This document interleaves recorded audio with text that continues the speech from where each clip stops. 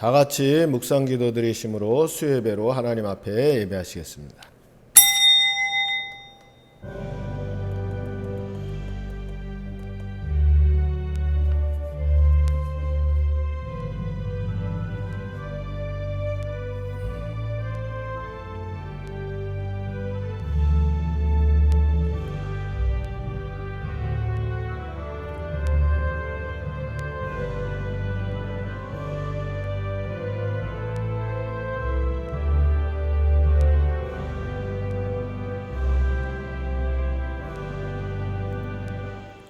전능하사 천지를 만드신 하나님 아버지를 내가 믿사오며 그 외아들 우리 주 예수 그리스도를 믿사오니 이는 성령으로 잉태하사 동정녀 마리아에게 나시고 본디오 빌라도에게 고난을 받으사 십자가에 못 박혀 죽으시고 장사한 지 사흘 만에 죽은 자 가운데서 다시 살아나시며 하늘에 오르사 전능하신 하나님 우편에 앉아 계시다가 저리로서 산자와 죽은 자를 심판하러 오시리라. 성령을 믿사오며 거룩한 공회와 성도가 서로 교통하는 것과 죄를 사하여 주시는 것과 몸이 다시 사는 것과 영원히 사는 것을 믿사옵나이다. 아멘. 찬송 199장 찬송 1절만 찬양하셨습니다.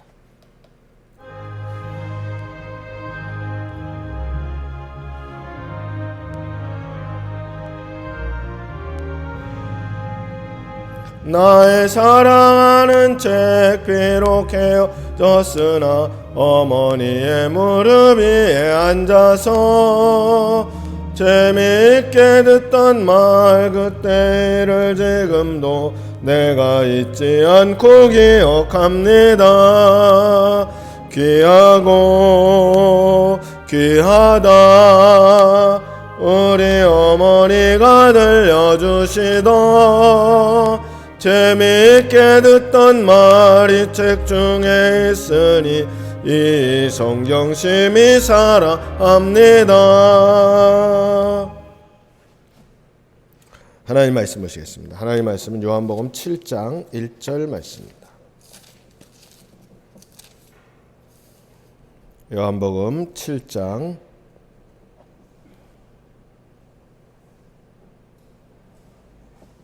1절, 2절 말씀만 같이 봉독하겠습니다. 그 후에 예수께서 갈릴리에서 다니시고 유대에서 다니려 아니하심은 유대인들이 죽이려 함이로라. 유대인의 명절인 초막절이 가까운지라. 아멘. 오늘은 초막절에 대한 말씀과 예수님이 초막절이 되어서도 이렇게 예루살렘에 즉시 올라가겠다고 하지 않으신 그 부분에 대해서 함께 생각해 보려고 합니다. 초막절이 무엇인가라고 질문한다고 한다면 초막절은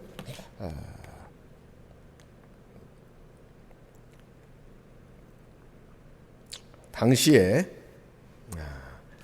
절기로서 굉장히 큰 의미를 지녔는데 원래 구약에서는 레위기 23장과 신명기 16장에서 3대 절기로서 유월절, 오순절 그리고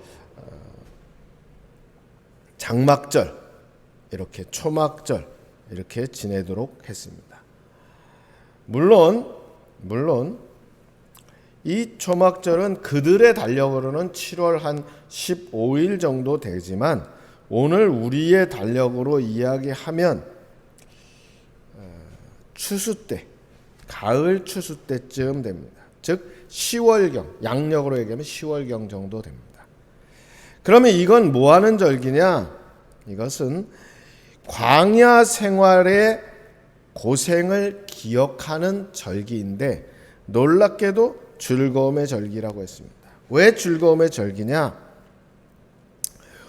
그 당시에는 구약 시대에는 온 가족이 예루살렘과 그 근처의 광야에 나가서 나뭇가지, 감람나무, 종려나무 이런 나뭇가지로 장막을 짓고 거기서 일주일을 지내면서 하나님 앞에 70마리의 소를 번제로 드리고 율법을 낭독하고 나팔을 불고 함께 밤에는 또 여인들이 아름다운 연주를 하면서 추수감사의 절기로 지켰습니다.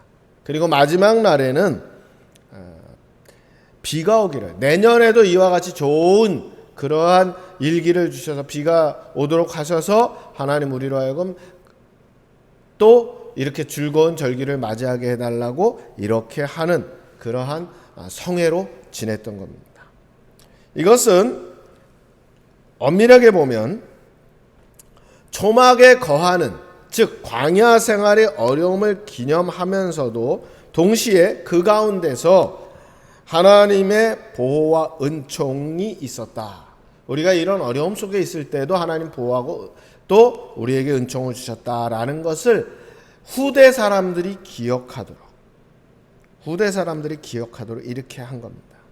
그래서 구약에 보면 솔로몬 때, 또 느헤미야 때, 이때 대표적으로 이 초막절을 지킨 것이 나타납니다.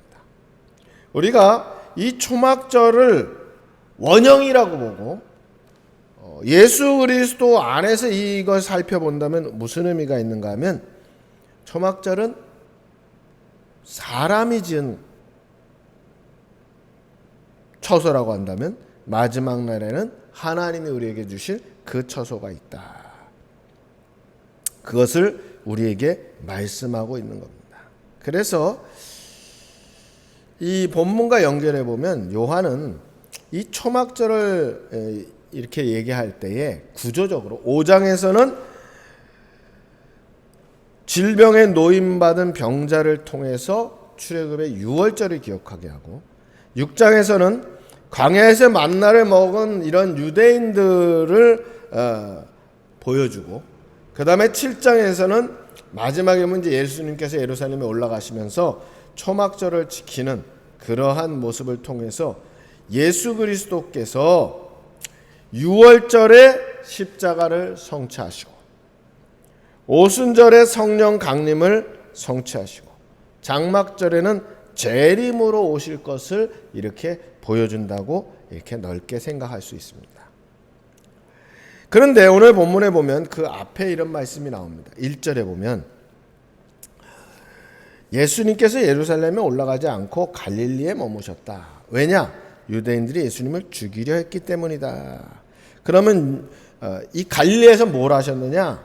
오늘 성경 요한복음엔 자세히 나오지 않지만 마태복음이나 마가복음, 누가복음에 보면 예수님께서 갈릴리 전역으로 다니면서 사역하셨고, 두로와 시돈, 데가볼리, 가이사라 빌립보, 변화산 이런 곳까지 가셔서 예수님께서 사역을 하셔서 결례에 대한 논쟁, 두로와 시돈에 가시기도 하고 데가볼리에 가시기도 하고, 거기서 귀먹고 어눌한 자를 고치시고 이적을 행하시고, 또 4,000명을 먹이시고 표적을 구하는 자들을 책망하시고, 이런 변화산의 사건도 있고 이런 많은 사역을 하셨습니다. 그러니까 이걸 우리가 볼 때 예수님께서 여기 본문에 예수님께서 굳이 죽을까봐 예루살렘에 안 갔다 이런 표현보다는, 그러니까 그런 의미도 있지만 그것보다 더 중요한 의미는 아직 주님의 때가 아니다. 그것이 이제 2절서부터 이렇게 나오게 되는 겁니다. 예수님의 동생들은 3절쯤 가면 그런 얘기를 합니다. 이제는 이 정도 사역을 하셨으면 예루살렘에 올라가서 명절에 많은 사람들이 있을 때 좀 뭔가 해야 되지 않습니까? 그래서 뭐라고 얘기하는가 하면, 여기를 떠나소서 갈릴리 시골 변두리, 이 종교적으로나 정치적으로나 모든 면에서 핵심에 있지 못한 변두리에 있는 이곳을 떠나서 유대로 가소서, 예루살렘으로 가소서.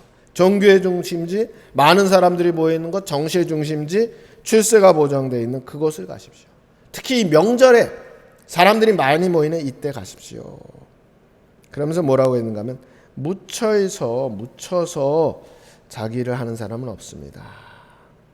묻혀서 일하는 사람은 없습니다. 이 묻혀 있으면 아무도 찾아주지 않지 않습니까?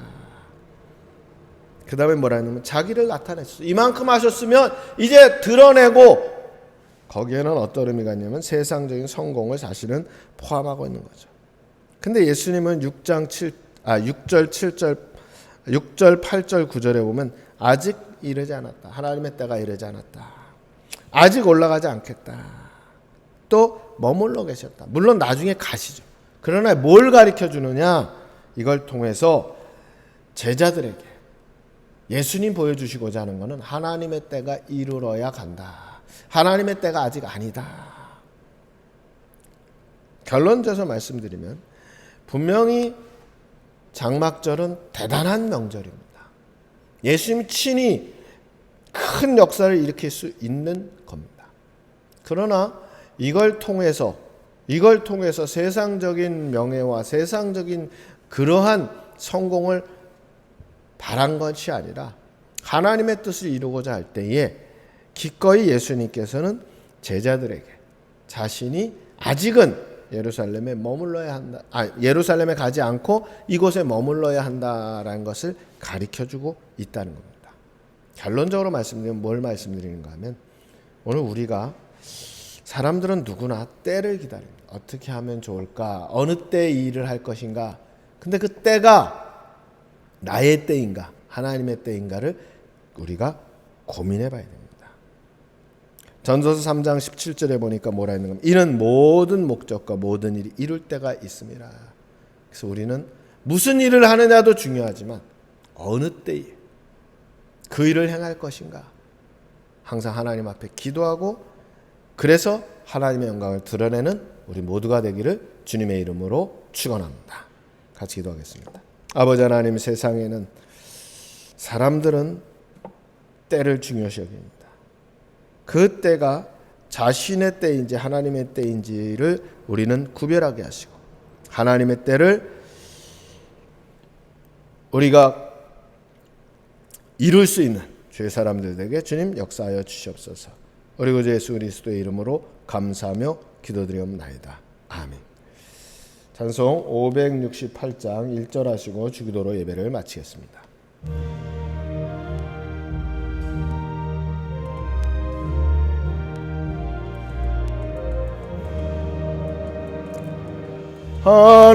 하나님은 나의 목자시니 내게 부족함이 없으리로다. 나로 하여금 푸른 풀밭에 눕게 하시며 잔잔한 물가로 인도하여 주시네.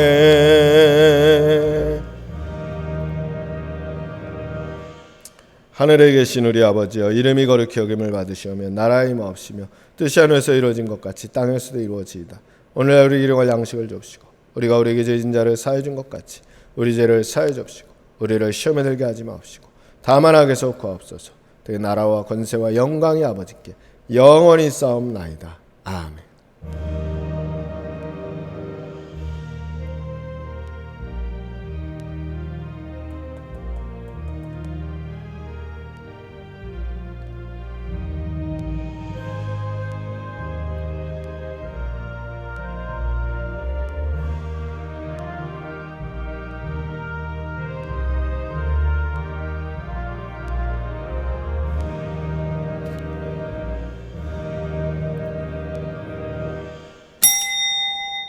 예배를 마쳤습니다.